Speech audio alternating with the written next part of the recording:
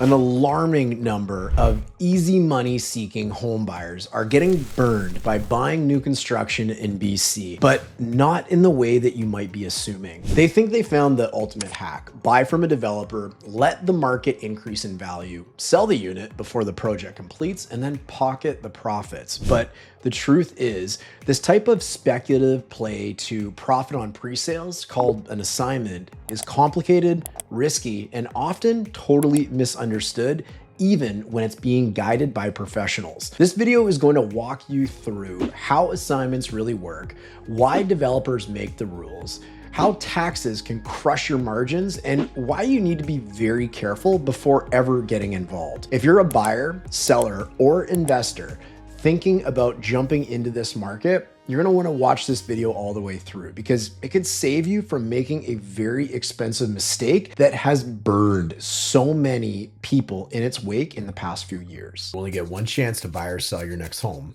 Let's get it right.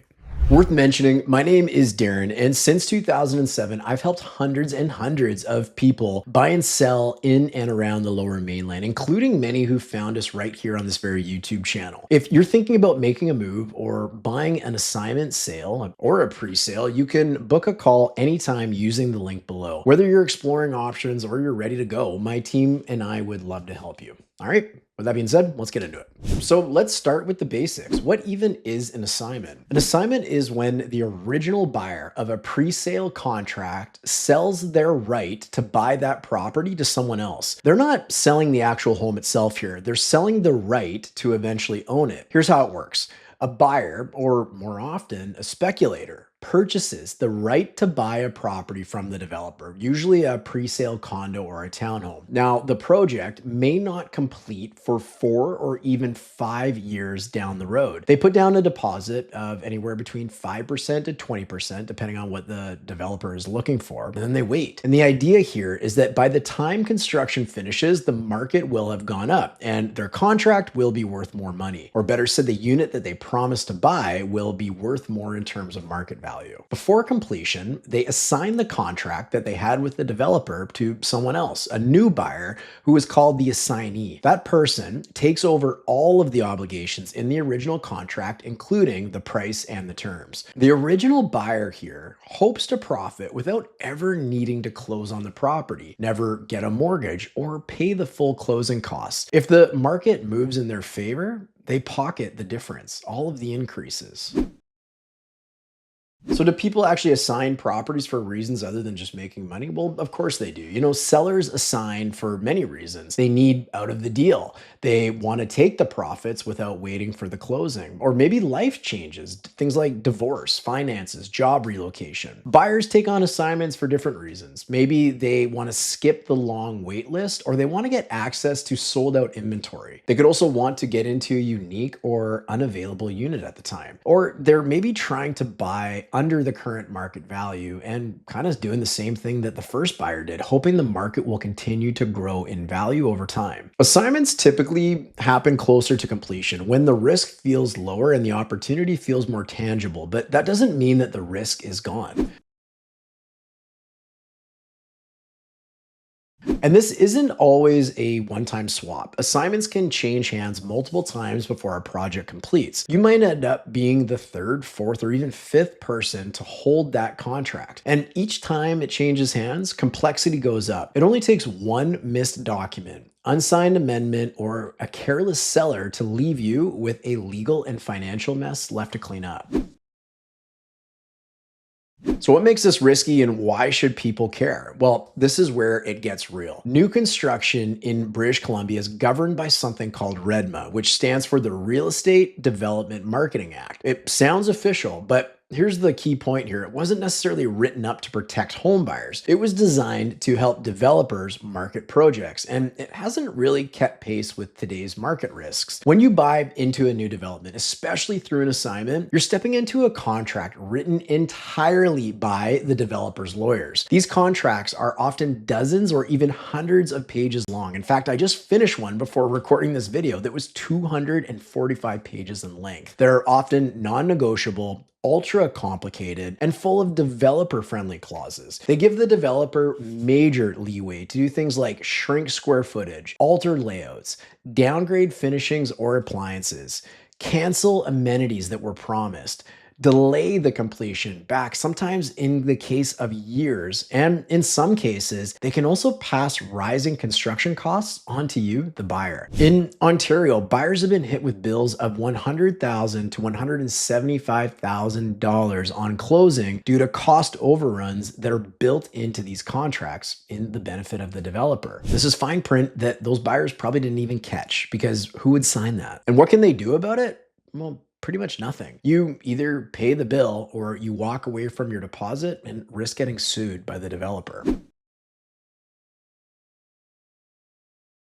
There's also tax consequences that you might not be expecting. The tax side of assignments can gut your profit if you're not careful. Here's what you could be facing. You're typically going to pay things like GST on the assigned amount, not the original price that was agreed to originally with the first buyer and the developer. There's also property transfer tax, depending on the actual end purchaser of the unit and really what's going on at the time and what the kind of plan is for the property. There's flipping taxes. The BC flipping tax, which came into effect in January of 2025, is a 20% tax on profits if the property is flipped in under a year. And that number declines down to zero by the end of year two. There's also the federal anti-flipping rule, which has been active since January of 2023, where any profit that is realized within 365 days is 100% business income, no capital gains exemption, no principal residence exemption. So the bottom line, this is not tax advice, but you must get tax advice. And know this, that the Canada Revenue Agency is watching these assignments very, very closely.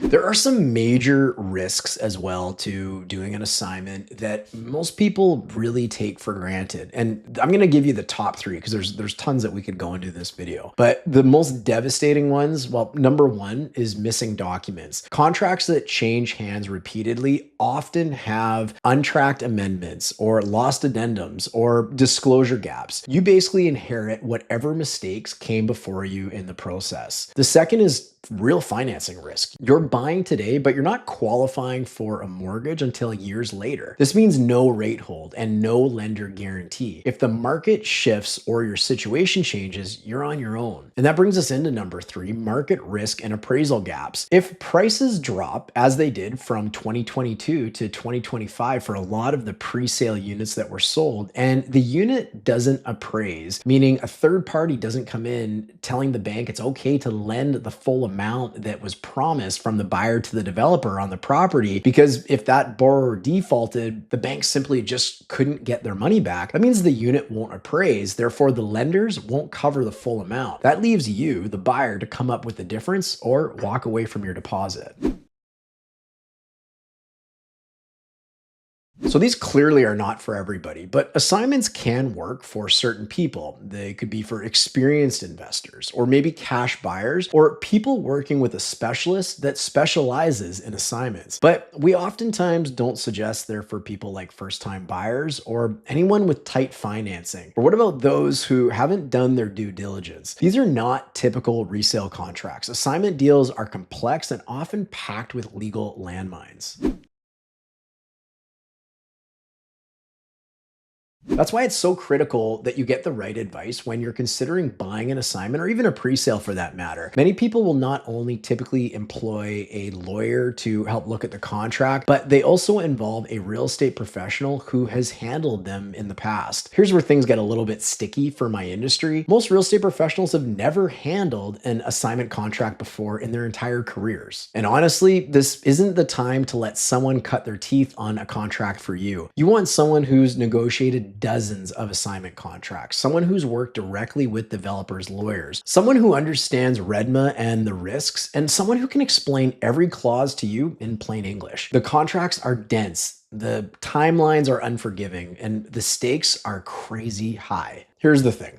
Assignments can be profitable, but they're rarely simple. If you're thinking about buying or selling an assignment in BC, book a time to speak with us. And me and my team, we've handled dozens and dozens of assignments and can help you avoid the mistakes. And if you learned something in today's video, wait until you see the one coming up next, where we're going to dive deep into why for years we have recommended to our clients to stay completely away from purchasing new construction. This video is really going to blow your mind because you're probably not even aware of what you're really signing up for when you buy directly from a developer. If you're curious about how all that works and what the landmines are with that video is coming up right now, so I'll see you over there. Surrey, BC pre-sales are in huge trouble. You see, back in 2021, the real estate market was absolutely booming. Call it the COVID rebound, but you could do no wrong in real estate. You had high demand, ultra low mortgage rates, and escalating prices, a perfect environment